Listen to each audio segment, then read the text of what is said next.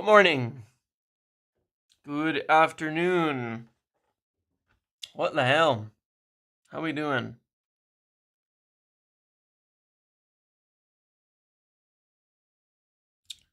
This news sucks.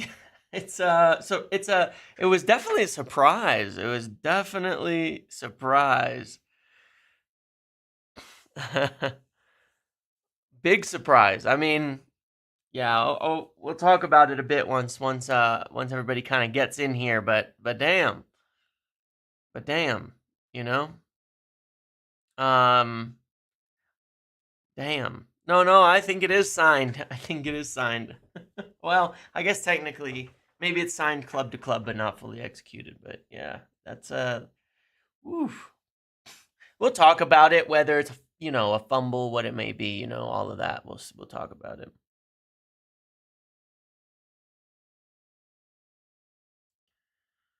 Time Luck Carrington to step up again. More than you know. More than you know. If they sign him and send Sancho back, we'll be screwed. Yeah. Yeah, well, while people are filing in here, as you join, please make sure to like, thumbs up, hit the button, smash it.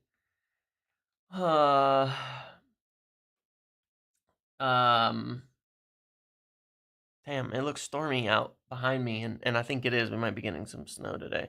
It's like almost feels like still nighttime. But yeah, that's rough. We can't buy players at the price, at that kind of price. It was a secret. I mean, here's the thing, right? Let's kind of get into it. But yeah, please do hit the like button and do all that. Let's kind of get into it. I mean, the fact of the matter is, it is a surprise. I mean, it's a surprise for us. It's a surprise for United that this was happening. They as you can kind of see, as it was reported, it was essentially just a complete secret. Yeah, you can see all the reporting yourself on it.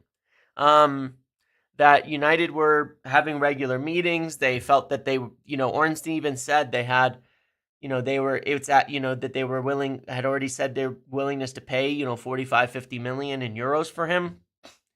That they're pretty much ready to go on all of that stuff. Just, can't do it yet, but that they were there, and I guess they never expected somebody would. Well, I think it's two sides to this, right? Because it's not about even so much the deal with Sporting, but like the deal with. But you don't expect a player to agree to go to another club out of the blue without you even knowing, a player that you've been in talks with for literally 5 months, 6 months even, but as it was reported, it was a secret. So United don't know. United didn't know. I didn't know. United wouldn't have known. I didn't know. Nobody knew. So we got screwed. We got screwed. No doubt about it. We got screwed. We missed. Hey James, not sure if you covered it, but what are the upgrades with Carrington? I'd love if you could cover it today. By the way, happy Holly from India. Thank you. Yeah, we got screwed. I mean, it is what it is in that respect. We Britannic Might, thanks for joining. We lost. We just lost. I mean, we just lost. There's nothing else to say about it. Well, there's a lot else to say about it, but what I mean is, it's just that we lost.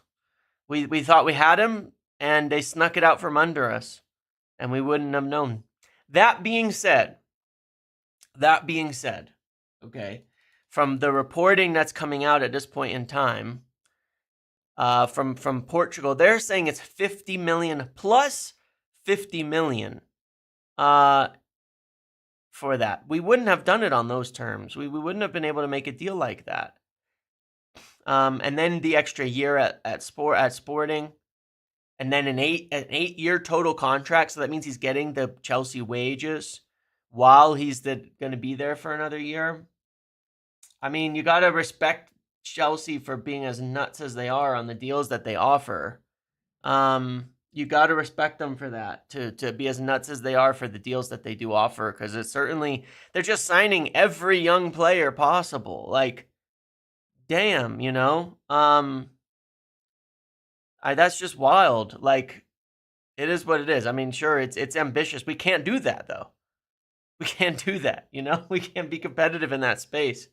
But yeah, I mean, shit like that happens, secret deals, these types of things from other things. From United's perspective, 100% it's a surprise. I'll tell you that. 100% from United's perspective, it's a surprise. So, it's a miss because he was our top target. But at the same time, I don't know that if we can blame United or not for it, because what else could they do? You know what I mean? In that respect. That's the question. What else could they do? Yeah.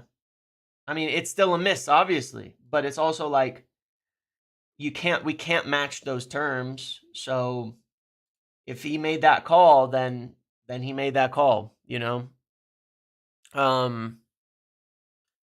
is what it is in that respect.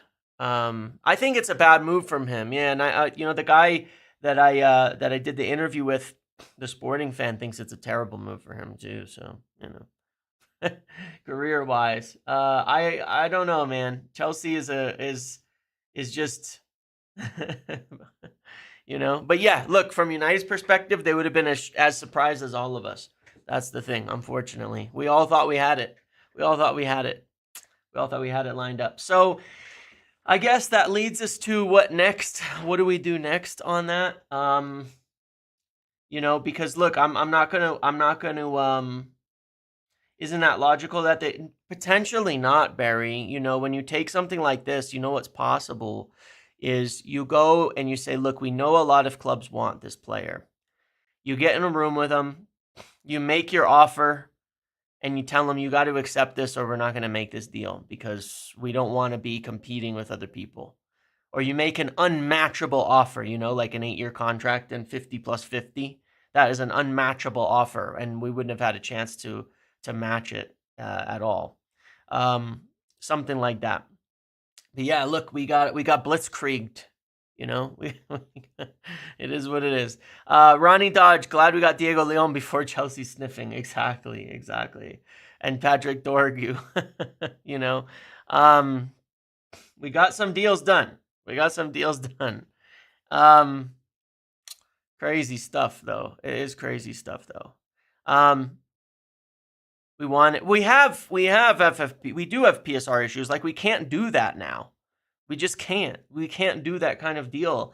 We can't even execute a deal before July 1st, But this is also Mendes, You can't trust Georgia Mendes. That's why people were like, oh, it did us a favor, on this player, blah, blah, blah. No, he doesn't do that.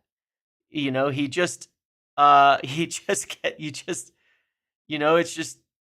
he gets his players to do what he wants them to do. And he has no loyalties to any clubs in that respect. He's just gonna get deals done, It's just Mendes, man. That's just Mendes. You don't see Mendes is literally the devil. Like, people used to talk a lot about the other guy, Pogba's agent, and all of that because he was loud and things like that. But Mendes is the most insane, like, sneakiest, most devilish agent in the world. He's always been like this. He's an incredible agent, mind you. He is an incredible agent, but he is literally the devil. He is the, like, if you're gonna look at the standard of a cutthroat agent, it's Mendes, and he's always been the best in the business in that respect. He will get his players crazy. I mean, look at what he's done with João Felix. That guy has not had a good season in like 7 years, and somehow he still moves him around every season. Like, anyway, Mendes is crazy. And he controls the players, especially out of Portugal. They do what he says. They will do what he says. So if Mendes told him go to Chelsea, Kenda's gonna go to Chelsea. That is what it is. It's like, Just that's the thing. It's just life. Unfortunately. So we will move on from it. God, what was I gonna say? There was something. That being said, yeah, I think it is a bad move for Kenda, to be honest. But anyway, that being said, one of the positives that I do take from this, and I want to talk about yesterday's game a little bit, and then we could talk about potential alternative ideas here, because I do have a couple of things in mind. Bearing in mind, I haven't had a discussion yet, but it's not like there weren't other things around this, even though Kenda was like for sure the top target on all of this. We have time to adapt, obviously. But one of the things I will say positively is that I do trust that they'll get it right. We've missed out on top targets forever. I mean, everybody misses out on top targets now and then. You rarely ever are getting your A every single time. We've missed before, we'll miss again on top targets. No matter what position you're in, you're not always getting your top targets. These things happen. We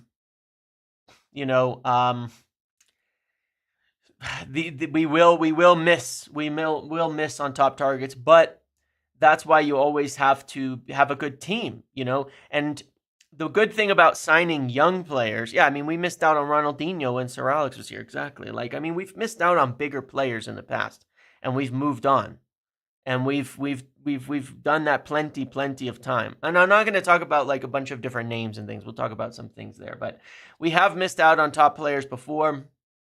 We've missed out on young players before. Yeah, Liverpool haven't got a top target in 7 years, and look at them. You're right, aside from Van Dijk and Alisson, I would say. But, the thing is that, as well, I trust that the recruitment team will sort it out. And, we were just talking about this in yesterday's live. I was saying, look, I think that, we missed out on Sancho and got Ahmad. Actually, a good point as well. We ended up with Sancho and Cavani, and that summer, and Cavani was amazing. But I do trust the recruitment team. We were just talking yesterday about how this window that just passed, these last couple windows are probably, again, the best that we've had in 10 years, maybe longer. And every game that goes by, we look at it and think, it's true, right? I really do think it's the case. And I think yesterday was more evidence of that. Look what we get with Aiden Heaven, 1 million. We get a center back who comes in, puts in a flawless performance in his first start in a big Europa League game against a tough Spanish side. Look at that, man. We already know Cheeto has sky high potential. Dorgu comes in, has an amazing game. Draws a red, draws a penalty. You can see that his pace, his power, his physicality, all of that is untouchable. So hard for them to deal with, and was causing absolutely massive problems for Sociedad all night. We're getting it right.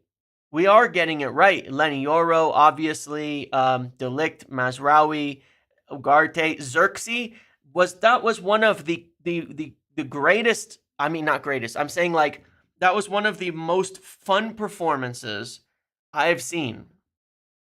That was one of the most fun performances I've seen from a player, what Xerxes was doing last night. And he's done a few times in the last few weeks. He's an insane footballer. For 35 million, the amount of talent in that player, that is an actual bargain. No matter how it ends up, when you look at the footballer,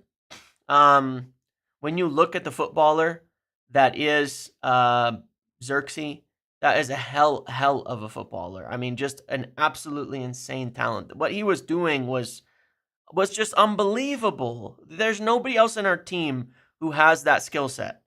There is just nobody else in the team who has that kind of skill set. And point being, you have to factor in the costs and the wages into all of these things as well. That's what you have to factor in. is the cost and the wages and everything as well when you compare it to windows we've thought were before. Like if you make that comparison to Lissandro, Malacia, and Casemiro, well, one, nobody thought Malacia was actually that good, just for sure. Casemiro was nearly 30 years old, 60 million and 350,000 a week, and so these are not the same type of deals, in the slightest. So, they're not like that. When you factor in wages, ages, things like that, it looks fantastic, in that respect. Again, when you factor in wages and things like that. Blaming Mendes for Ineos not offering the best deal. Ineos will not get a top target non-academy player unless no one else is bidding real money. Blaming Mendes for Ineos not. Well, why? Sure, we're not going to offer the best deal. We're not going to offer 50 plus 50 if that's what they offered. We're not going to offer that, nor should we. You know what I mean? Like, if that's the offer that they offered, we're not gonna be able to compete with that. There's no world where we can. We got past targets. We just got Lenny Yoro last summer, top target. That was, we were competing with Real Madrid for. So, it just is what it is. They offered a better deal. Sometimes you just get beat. And sometimes that's okay. Sometimes it's not. You wish you wouldn't, but sometimes you do. But regardless, at the end of it, I think it's fine. They'll figure out the right player. Do you think playing right wing back will deter top attackers coming? No, I don't think so. You're 14th, we're 4th. Well, I mean, in a player like will be back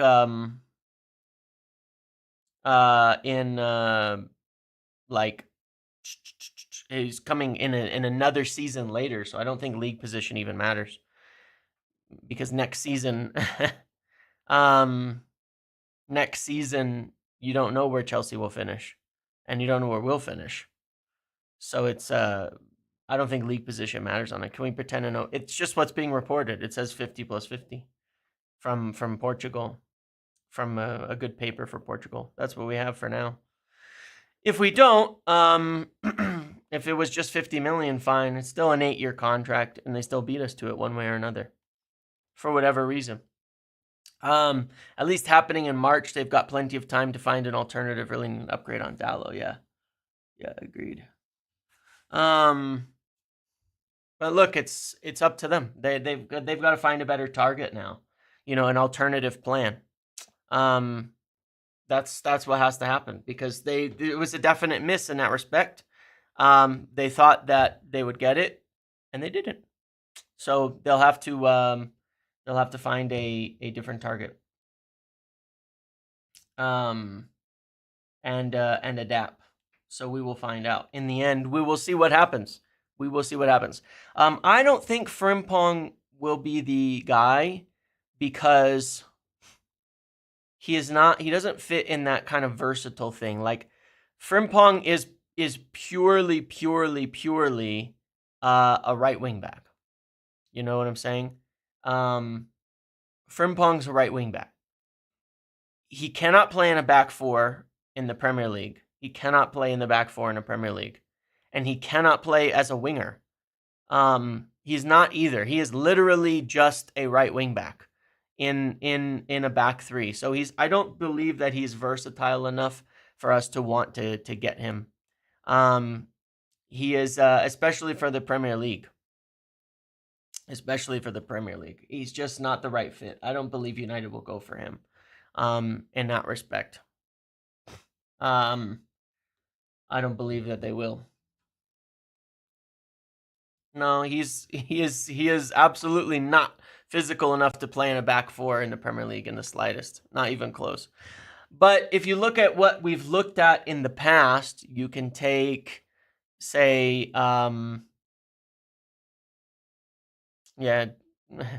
Chelsea's visiting. It's all right. It's all good. If you and he's also right-footed. Yeah.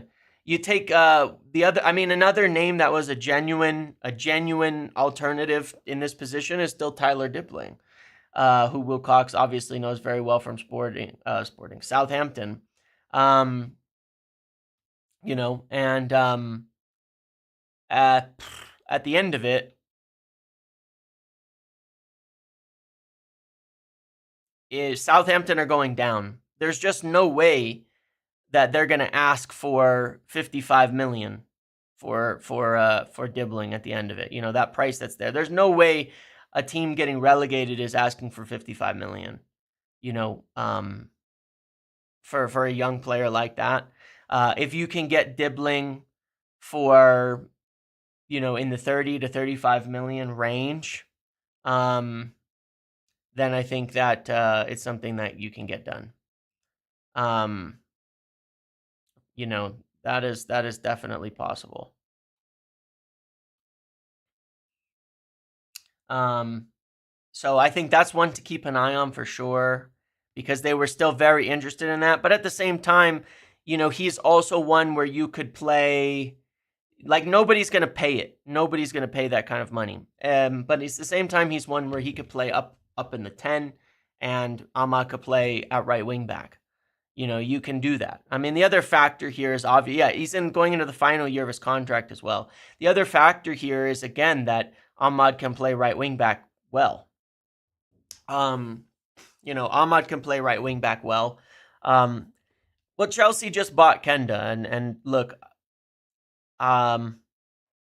obviously with Chelsea, it's crazy enough. You can't say that they wouldn't go just buy randomly another right-sided player so that they have 7 of them and ruin half of their careers.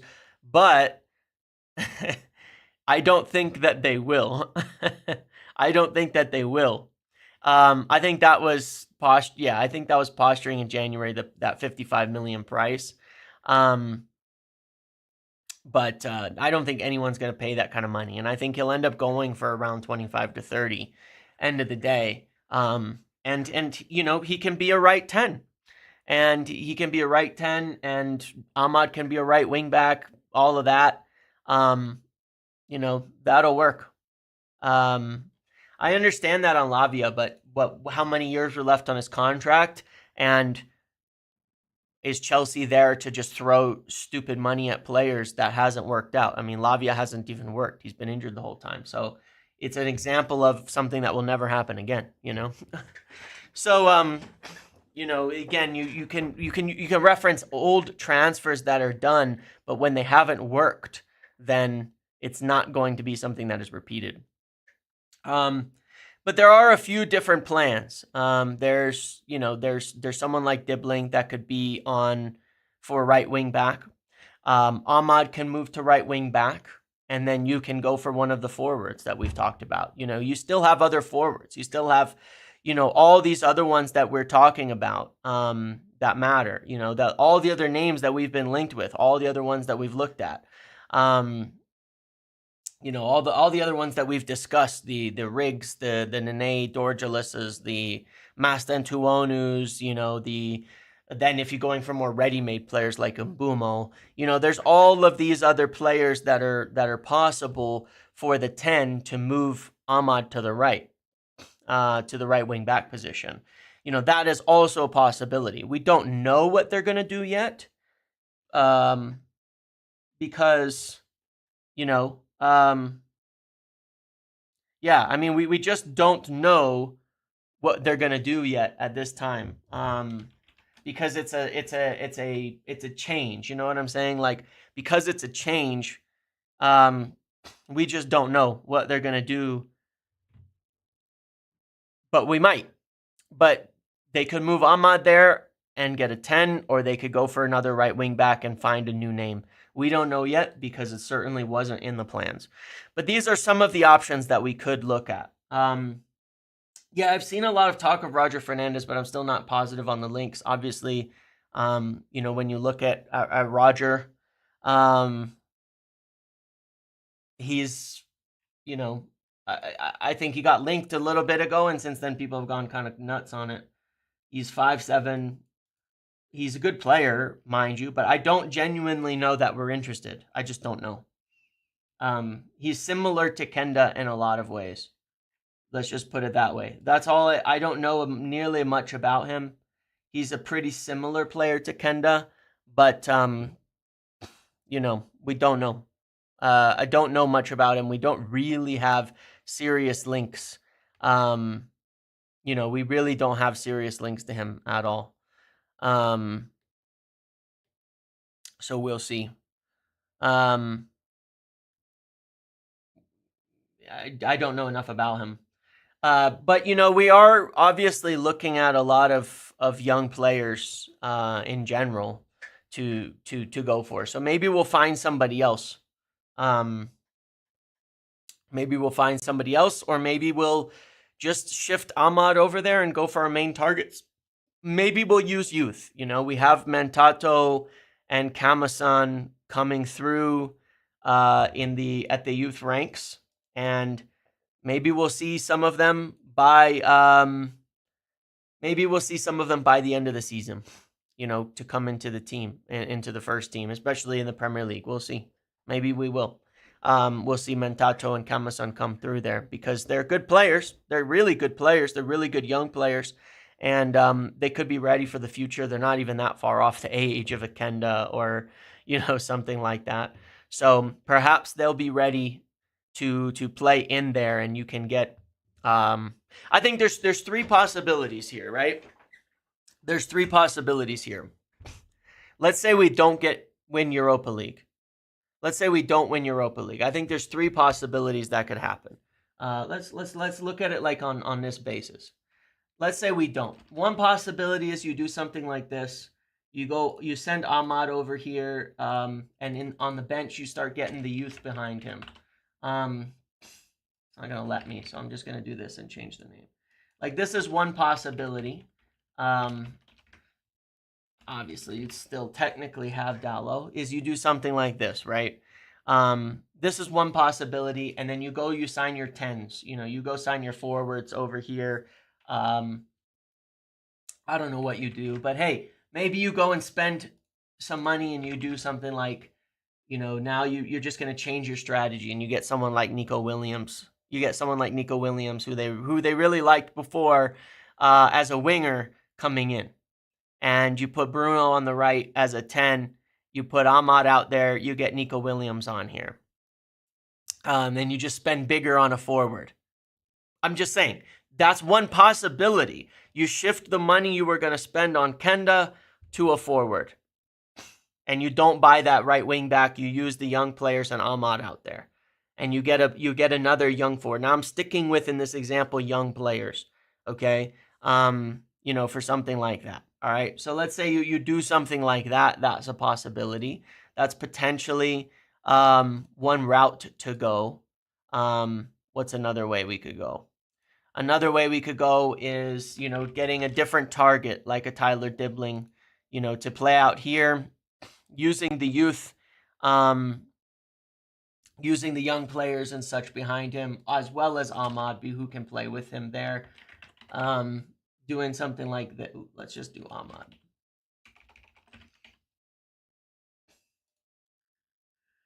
Let's say you do something like that. I'll swap these around in a second. And you just spend it on a straight alternative like Tyler Dibling. All right, that's potentially plan number 2.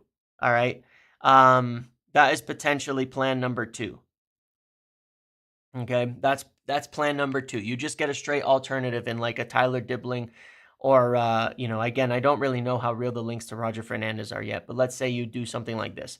You spend the money on a straight alternative for Kenda. Maybe you do that. All right. Then there's plan number 3. You get Dorgu onto that side, and you buy a different, you know, left wing back for the other side. Plan number 3. You know, these are all possible plans that could be carried out. These are all possible plans that could be carried out. These are all things that can be done. These are all things that can happen.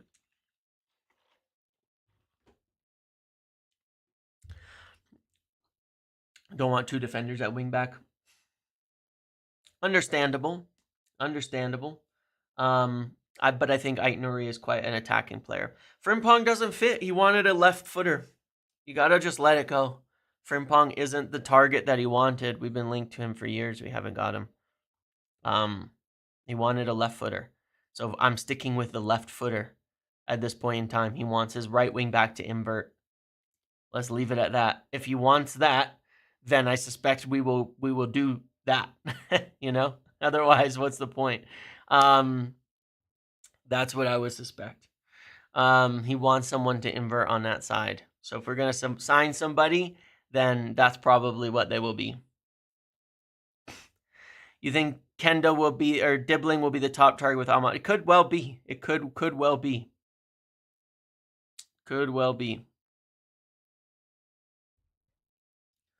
Could well be. But look, that's why I'm saying there's three potential different routes that we could go on this, and we don't know yet what we're gonna do because this just happened, you know. But yeah, there's three potential routes that we could go.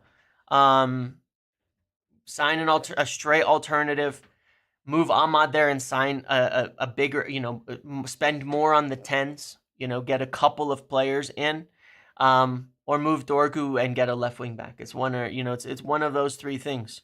You know, those are all potential plans that could happen, and that is all okay. You got to always have alternatives.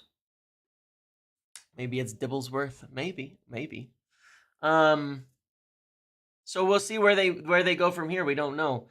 Other interesting name that I wanted to discuss was this Yusuf Akçiçek. I think I'm pronouncing it right, because you had that report from the guy in Turkey saying that, you know, United are scouting him. They're very interested, and they could potentially get him for 15 to 20 million, 10 to 20 million this summer. If you look at, you know, Aiden Heaven having a great kind of debut, I got it right, thank you. If you look at, you know, Heaven coming in having a great debut, and you look at like what we need at center back, you know, this guy is 6'4". He's big. He's very good. You know, the game he just had, I mean, he's someone who's obviously capable on the ball. 118 touches, you know, 87 passes attempted, 5 out of 8 long balls. This is a player who, as a young player, obviously has potential, and it seems like we're going to be, you know, looking for a young, you know, it seems like that they're, you know, that they're going to be looking for a young, high potential type of center back in this position, rather than going and spending a lot of money and on like a ready-made one. So this one obviously seems kind of interesting. There was obviously the links to that young Argentinian kid as well, but you know, left-footed. So, you know, if you could sign him and put him out over here on this side, and have Akçiçek and Aiden Heaven and Lissandro, and then in the middle you've got, you know, Maguire and De Ligt for one more year. You obviously need to start to look to replace Maguire, and then you've got Lenny Yoro and Mazraoui. You've got plenty of options at center back. You got plenty of options at center back. So it seems like I would suspect we stick with based on the reports that are coming out, we stick with the young players in these positions, the young talented options in these positions, to give us a good balance of things. Hoythausen, it's going to be based on like things like Champions League. We just can't compete for certain players without winning Europa League, you know. We just can't. And if we do win Europa League, which we're feeling a little bit more optimistic about, then then things change quite a bit in terms of who we could spend on. But, you know, then guys like Hausen become more of a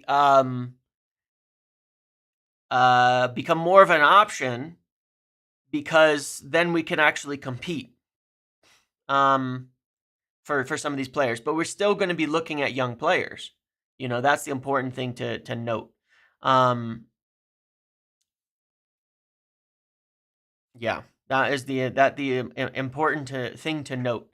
But yeah, that seems like a young player that they will go for in that kind of area, I would suspect. And that one seems to be building. Who are you most worried about? Bilbao, yeah, 100%. I think Bilbao are the only team I'm sitting there going, I don't know if we can beat them. They're fourth in La Liga right now. They're a good team. They are a good team. They are a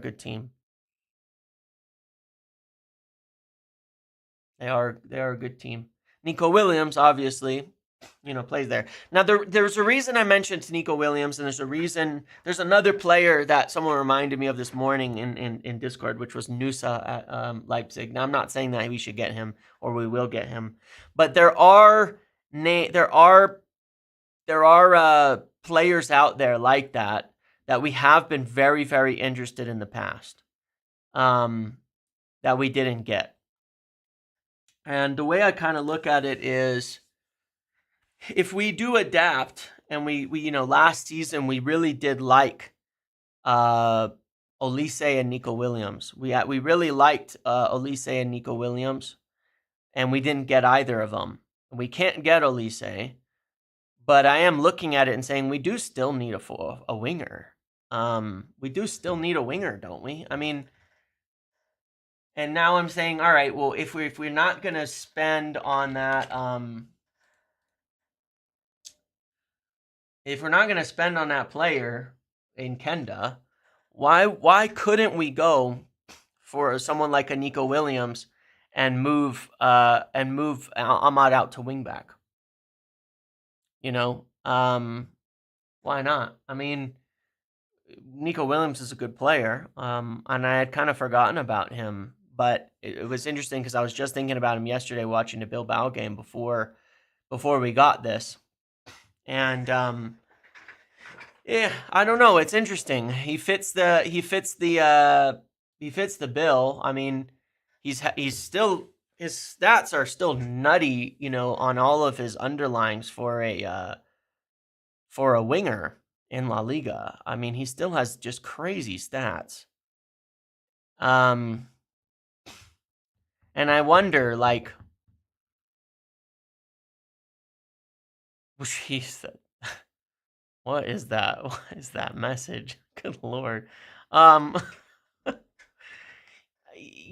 I get he's on the big wages things, but nobody's going to give him those wages. I think he would cost maybe 40 to 50 million this summer. Not too far off what we would have paid for Kenda. But if it, you were looking at potentially buying a 10 and a wingback before. So if we're looking at it and saying, well, why don't we just get a really, really good young winger to play up front? Then why not look at him like that? Nobody's going to give 250 for him. That was one of the reasons he didn't get a move. He's going to have to accept a different deal. Right, I understand Bilbao did. There's those weird clubs in Spain, right, that they can't afford fees, but they can't afford big wages, and it's just sort of strange. My point being, he's either going to stay at Bilbao his whole career, or he's going to have to, at some point, start to accept a little bit of a difference in wages. But, maybe he doesn't. But we'll see. It's just an interesting one to think about. It is an interesting one to think about over there. But yeah, like I say, there's probably 3 different plans, and we don't know what they're going to do yet. He has a release clause of 50, yeah. So you'd be able to maybe get him a bit under that, and it's just a curious one. It's a curious one because United really did like him in the last couple of years. But would he fit as a 10? I'm not sure. He is dynamic. I think he would be not that dissimilar to what we could get out of, what we get sometimes out of Garnacho when he's performing well. I know he tends to play wide, but so did Garnacho. He's young. You can still instruct on those things, and he's still very, very talented. I wouldn't worry too much about for young players whether they're wider or a little bit more narrow, things like that as of yet, because they are adjustable. But interesting. It is interesting. I guess we'll see. I'm not saying we'll get him, but I would think about it anyways. But yeah, 3 different plans now that they're going to have to assess. Do we move Ahmad out there? Do we move Ahmad out there and get some of the youth coming through, which we should do anyway, by the way, because whether it's Ahmad there or whether we move, or whether we go for an alternative and someone like Tyler Dibbling, we would still want to be getting, Mentato or Kamasan to come in and to the team or get closer to the team. But yeah, I think the 2 most likely plans are we move Ahmad out there and we buy more of a 10, and we spend a bit more at the 10, or we just go for an alternative like Tyler Dibbling that could also play there and swap around between him and Ahmad. So we'll see, man. Seems very Chelsea. Well, this is what they've been doing. This is what they've been doing since Bowley and them got in there. Looking at clubs going for players, and then they just kind of dive in and throw a bunch of money at it. And fair enough. They've got so many good young talents out there. Half of them haven't worked out, but it is what it is. I mean, you can't fault their what's the word for it? Ambition. You can't fault their ambition on it. We don't have hotels to sell, unfortunately, but yeah, they just beat us to the mark on it one way or another for whatever reason. Maybe it's our fault. Maybe we could have done better. Maybe we couldn't have. They beat us to the mark on it, and now we're going to have to change. Isn't that like what we used to do with Fred and Alexis Sanchez? It is. It is very much what we used to do with players. But to be fair, they're doing it with young players, so it's better than better than what we were doing for a while. But I don't know. It is a little suspicious.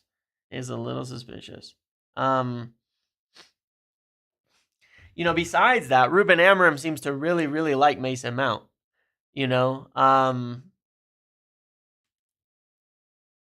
If Mason Mount is magically healthy, he will probably be our starting 10 next year. Like, I don't know, man. Some of this shit is very confusing still. But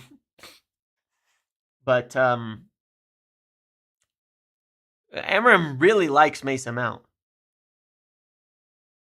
And that's an interesting one. Like, I'm telling you, I think we've talked about it before, but he made it clear in his presser today. He really, really, really likes Mason Mount.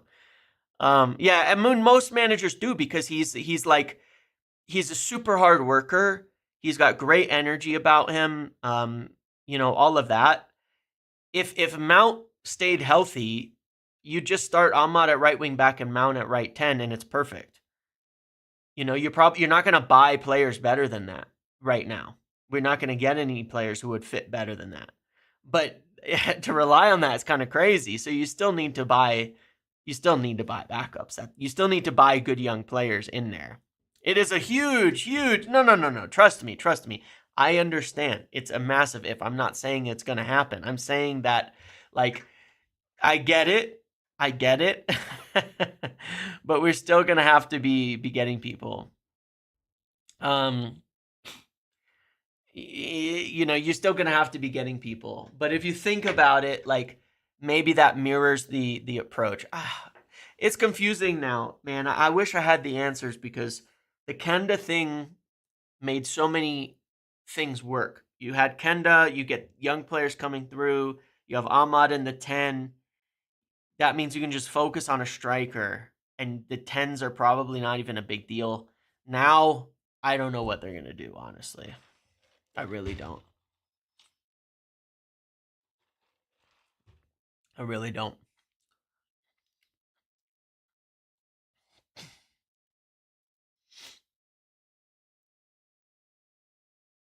It has thrown a spanner in the works. It has. There's no doubt about it. That's why look, and this is where they've got to earn their money on figuring out the solution. because it's not like they don't have other plans, like we've kind of discussed today. There's 3 real possibilities, which is again an alternative like Dibbling, and or they'll find another alternative, that they weren't planning on.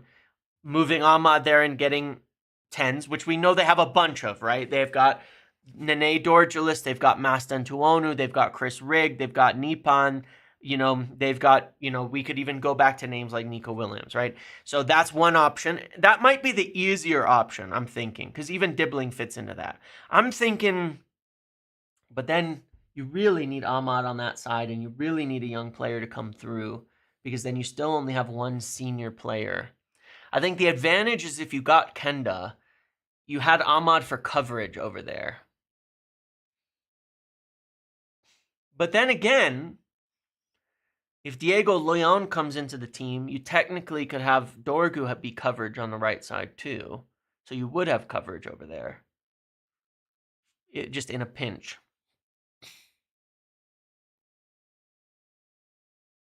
Yeah, Portuguese pressing 51 plus 50. We'll see if it's true or not. I don't know.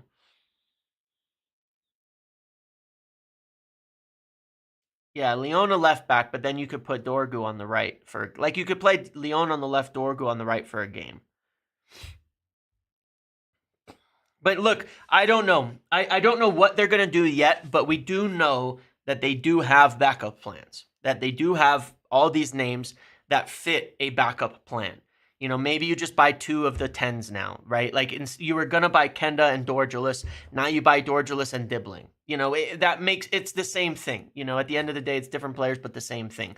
I would suspect it's something like that. You go for like a Dibbling and Dorgelis and figure it out. That's the same plan as what we were going to do before. So that makes the most sense to me, is you get a straight alternative for Kenda and then a number 10. So as well. So, yeah, that's it. Dibbling, Fernandez, maybe. And then you go for a 10 in Dorgelis or Rigg or a young player like that. That's probably what they'll do. We'll try to find out, but that is probably what they'll do. So we got to find our replacement for Kenda now. Fair enough. There's more and more news building up on Akçiçek at Fenerbahce for a young center back, and when you look at it, it makes sense. One young center back, Aiden Heaven, Lissandro Martinez, Maguire, De Ligt, Yoro, Mazraoui. That's 7 center backs. And then you look to replace Maguire, obviously, as well in the future. We are still looking at goalkeepers. We are. We're definitely still looking at goalkeepers. One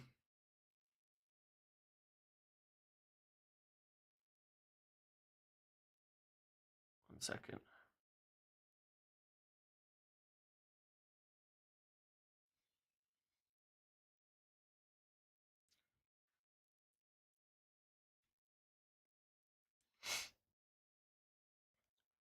Yeah, let me see here. Yeah. We're still looking at goalkeepers and then midfielders as well.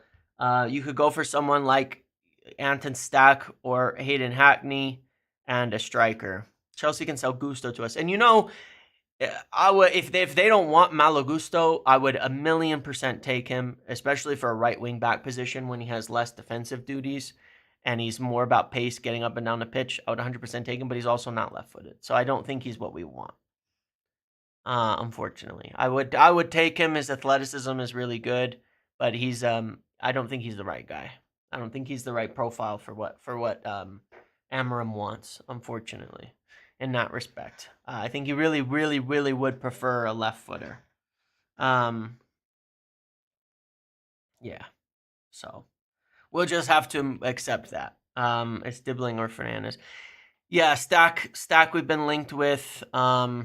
Look, and again, it's about if we don't get Champions League, right? So like on current planning, let's say we get 15 million for a young center back.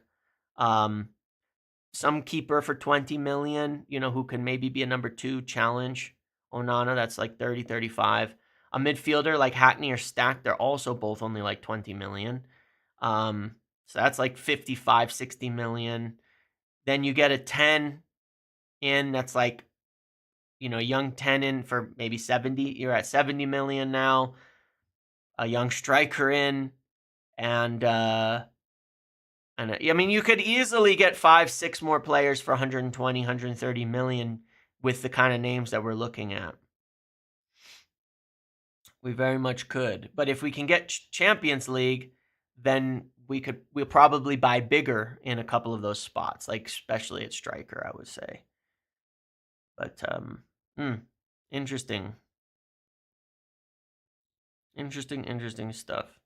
So I guess we'll see there what they do, but yeah, 3 different things, 3 different, what do you call it, scenarios that we could go through. But the simplest and most likely one is that, I know the whole Kenda joke was for nothing. It's so sad. It's so sad. That's the worst part about it all, Ivan, is that it's just Ken is. It was, man. It was. He was the man. He was the guy. He was the guy.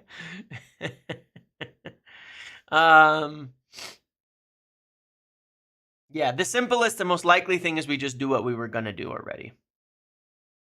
And just get an alternative. And another 10. But we'll see what they come up with, if they come up with any new names in addition. They've certainly been working on it. Joke's on you. I do wonder, man. Yeah, the poor judgment, 8-year deal at Chelsea, and you're just getting a bunch of, and they have so many players. It just feels like a mistake for him. It does. What else? Yeah, I mean, shit. I really truly don't know what else now. This whole thing threw me. I mean, I wanted to talk about yesterday's game a little bit because it was really nice. What did you guys think of it in the end? I mean, overall, what did you guys think of yesterday's game? I thought it was easily, far and away. Can I talk about the young striker prospect? There's a young player in France. Let's put it that way. That United are interested in, and more. I'm hoping more later on it, but yeah, we will see a young striker in France.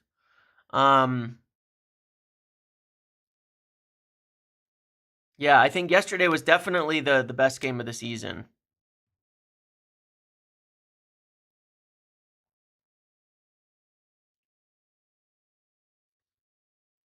By some margin.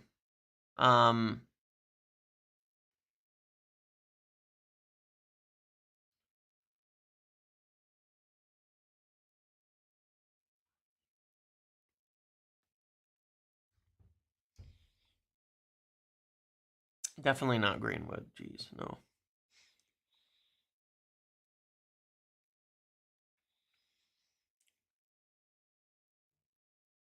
How they're enticing these young players?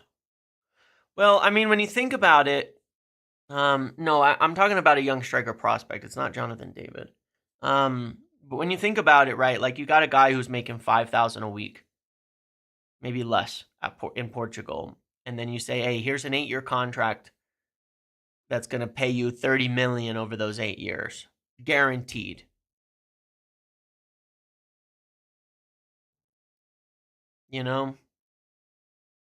That's life-changing money for some people, and that has to be a factor. These big long contracts, it is life-changing money, for somebody who's in that situation. It's a lot of money and a lot of guarantee. What about Alex Banya? I haven't heard the name myself. About United being interested in him. Dibbling and Mastantuono. That would probably be my ideal, something like that. Dibbling and Mastantuono would be kind of my ideal. Yeah. But no, look, I think yesterday was Baena. Okay, thank you. Yesterday was definitely one of the best performance we've seen under Amram. I mean, when you look at it, this was domination, complete domination and control. You know, obviously, even up to the red, we were dominating the momentum of this game. You know, obviously we had 2 penalties, but look, 4.25 expected goals turned out. 6 big chances, 4 of them scored. I mean, we look at this shot chart. I mean, we were all over them, battering them with chances, battering them with shots, creating left and right. I mean, 25 shots, 10 on target to 3. I've been saying in the last couple of weeks, 16 inside the box, the last couple of weeks, like, we are seeing progress. You know, week to week, we are seeing progress more and more. And we are seeing the system start to, the XG does include the pens, but that's 1.6 of it. That means we created, right, 2.8 in open play, or 2.6 in open play. You know, 2.6 in open play. Defensively, we were compact. You know, we did everything we needed to. And, you know, this was the point I was trying to make, because I want to talk like just a little bit about Dorgu. This is the point I make about young players, athleticism, but also just like fit. You know what I mean? Like fit over form sometimes. You get a young player who has the physicality and athleticism of Dorgu, and he's unplayable for them. He wasn't even good. Like, I'm not trying to be insulting. He wasn't good. You know what I mean by that? Like, Dorgu was poor on the ball. His touches were a bit loose. His passing was a bit loose. You know, he lost it too many times. He didn't complete all his passes. But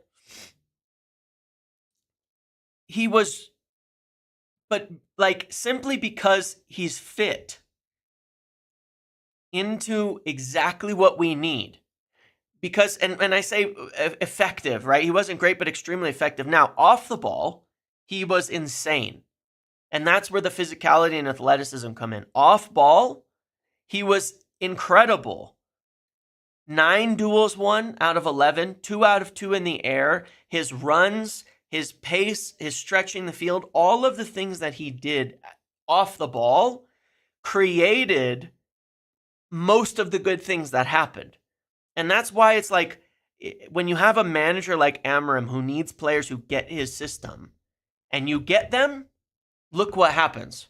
You know what I mean? You get them and you win your duels, right? He got fouled 6 times, drew a penalty, drew a red card, because they could not deal with him. They just could not deal with him. That's it. They couldn't handle him. So even though he wasn't perfect on the ball, his off ball, his defense, his physicality, all of that was so good that, you know, it created enormous problems, and it makes the team play better. And the same goes for, you know, Joshua Zirkzee here, right? Like, obviously he had a better game in general, but Zirkzee's getting it. Look at his positioning as a 10. You got to highlight this, because this is what you want 10s to do in an Amram system. You want them to do exactly this, to drop in deep in the build-up, get behind the wing back, so that the wing back can run around them like a winger. And that gives you that, like, 9s, 10s, wingers, wing backs, but playing as wingers kind of positioning that you want, where you can really cause damage to teams, and that gives you the extra man in the build-up and all of that. Zirkzee was doing the job so well. Look, right here is exactly where you want Zirkzee in the build-up to winning the ball back. I think Garnacho at times was a bit too stretched, but he started to do a bit better, especially in the second half as well, to come deep and support the build-up. And you're seeing so much more of the system come into play. You can still see that Dalot doesn't get forward enough, by the way. He drops deep too quickly, imbalances the shape. That's one of the main things that you can see here, is that he doesn't get up as high as Dorgu. He doesn't attack as quickly, but even he scored a goal towards the end once we were up, you know, up a man. But yeah, I mean, there was a lot more, you see, again, the both Sociedad games as well as Arsenal, even though it was more of like a deeper block against Arsenal, the signs were still there. The attacking wing backs, the that you can still attack with pace.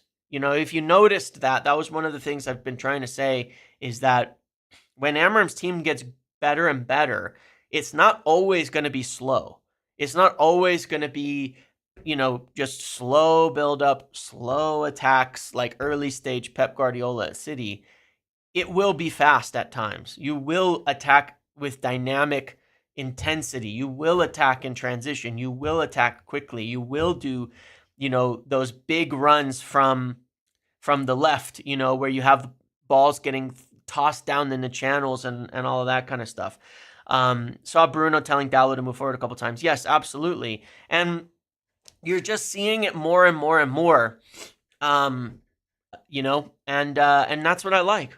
That's what I'm really happy about. We're just seeing more and more of the system, and players that get it make a big difference to that. When the players get it, the players who can fit into the system, they get it and it works, and you start to do really, really well once that happens.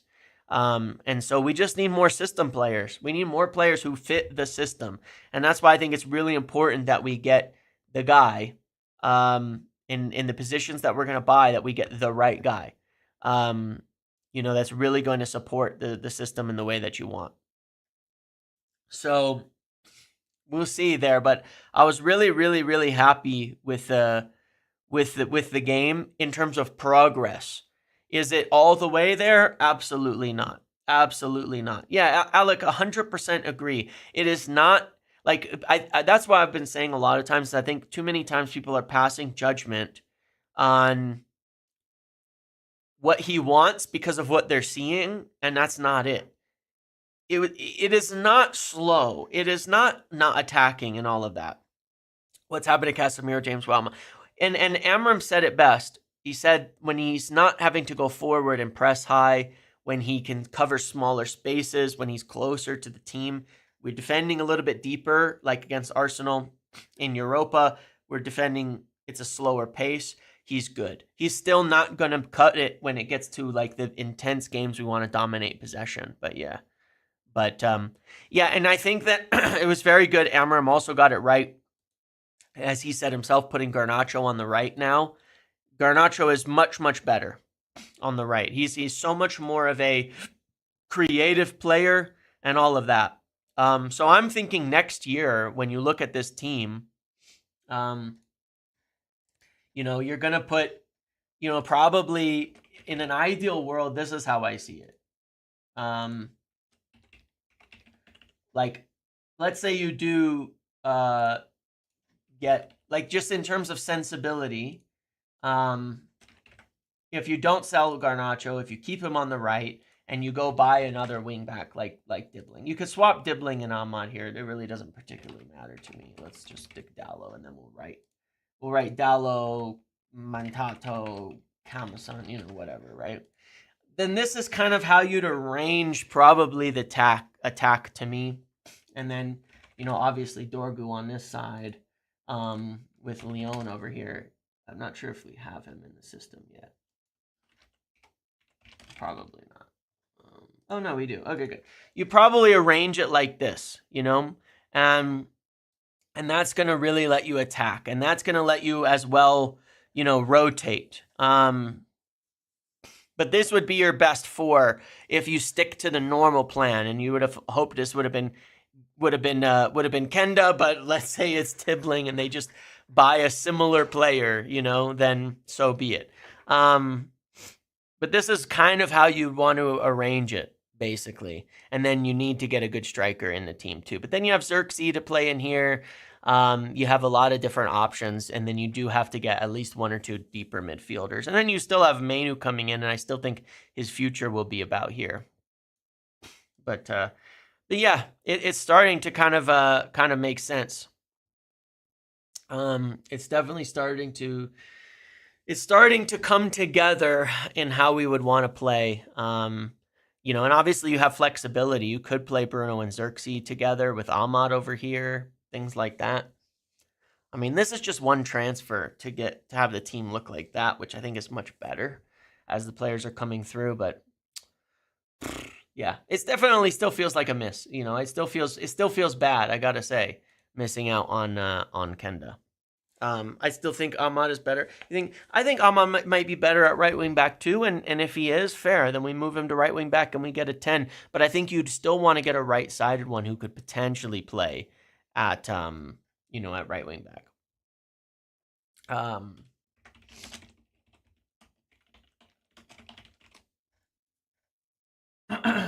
No, Nico Williams has a release clause, so it's not adding another 40 million to him. He has a release clause. His release clause is 50 million. Yeah. He has a deal with a release clause at 50. So that is the price. The bigger question with him is things like wages. When we have those switches of plays, very good 1v1 against the fullback, yeah. Yeah, that's why Dibbling would be perfect too. Yeah, he can kind of fit both. I think Amram sees Ahmad has so much potential in front of goal, so he will play him at the 75. At the 10, well, yes, agreed, but also potentially that just could be because we don't have other good players there, and Ahmad is better than all of them. You know what I'm saying? Like it's a chicken. It might be a little bit of a chicken or the egg thing. Like, is he playing at the 10 because the rest of the 10s are bad, and so that makes him the best 10, and without him there, we don't have a goal threat, which we've seen? Or is it because he actually sees him as a long-term 10? We don't know. It could be either way, you know? It could be either way, for sure. It certainly could be either way, but you'd have that kind of flexibility. But yeah, if we had better attackers, we don't need to rely on Ahmad to save us. If we have a better striker and Bruno's in the front three and Dorgu's there, we probably need fewer goals from Ahmad to, you know, save us every game. Like we just saw, we just scored a bunch of goals. You know, so yeah. So we'll see, man. It's this is a tricky time. Maybe obviously during the international break we'll try to figure out what we're gonna do now as our alternative plans. So we wanted Kenda, so it seems to me Ahmad as a 10. Potentially true, yeah, potentially true. Why can't we buy prem-proven players like Kudus, Dibbling, Cunha, and Mbumo? Well, I would like Dibbling, but at the same time, the problem with guys like Mbumo, Cunha, and Kudus right now is what are they going to cost? What are they going to cost right now? Can we do it without Champions League? I don't know the answer to that question as of now. That's up for debate. I don't think we'll spend that big of money on those. But then again, if we don't go for, like, look, yes, one could obviously take it and say, look, why don't we play Ahmad at wingback and we just buy Mbumo? You know, can we bring João Cancelo for a year's loan? Hey, maybe. Look, if we can get Champions League, all bets are off, right? If we win Europa League, all bets are off, because then you suddenly say, well, shit, maybe we just use Ahmad and the youth, and we just spend the money on Mbumo and a top striker, and we just kick hard on upgrading that front line, and we still buy young in all these other positions, like in the midfield and center backs and stuff, right? But maybe it's some of that is up in the air. Some of that really is up in the air. It is kind of crazy though, missing out on our top target already like that. Just like the one that kind of held it together, the whole plan together. That was clear. I mean, that sucks, man. That sucks. All right. I'm gonna end it here. I gotta do a few things now. I'm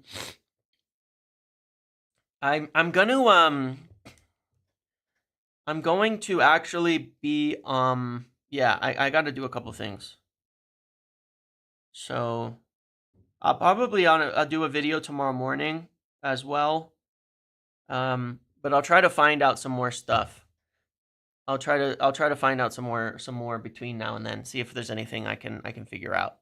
On what we kind of do alternatively here.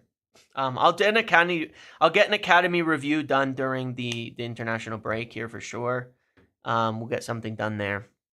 There's an under 21s game today. I want to see who's playing for the youth there. That might be interesting. Can talk about the possibility of Sancho coming back. I don't know how realistic that is, that they want to pay that penalty. How much do we get if he does? We don't know. I don't know. I really don't know. I really don't. Yeah. Will I ever have Academy Scoop on? Sure. We chat pretty regularly. I could have him on. He's got a show with Stratford Paddock for Academy review and stuff, and that's the reason why I didn't ask him to do it as well. You know, that's one of the reasons I didn't ask him to do it as well. But yeah, I'm friendly with him as well. In addition to our guy we do the show with, and that's cool. But he does do a review with Paddock. Does Academy Scoop. So, yeah. All right. Let's see what happens. I just, I think there's good news. Like, I think there's a couple of good things that we can note. Which is like Aiden Heaven coming through, young center back. I think that young center back thing is definitely starting to line up. A young center back, a keeper. A lot of stuff hasn't changed. The big question now is, what happens at right wing back and the right 10? Do we get a different right wing back, or do we just spend more up in the 10? That we don't know yet, but we have options either way. We have a lot of options either way. So maybe we just buy 2 players now from our other list instead of 1. Instead of just a Rig or just a Nipan or just a Mastantuonu, we buy 2. That might be the simplest answer to all of this. Okay, that might just be all that happens now. We will get beat in the market. Yep, we will. We're not going to win every race. I'm not going to pretend that we didn't get beat or something. We did. We got beat in the market. But now it's up to them to respond accordingly and find an alternative plan that works out better. Okay? All right, guys. I'm going to end it here. I will be back tomorrow. I will be looking into some things, and we'll see if I have anything. And then obviously Sunday against Leicester. Tomorrow we'll do a squad vote and stuff when we see that. But yeah, otherwise Sunday against Leicester, and then next week international break, we'll find some shit to talk about.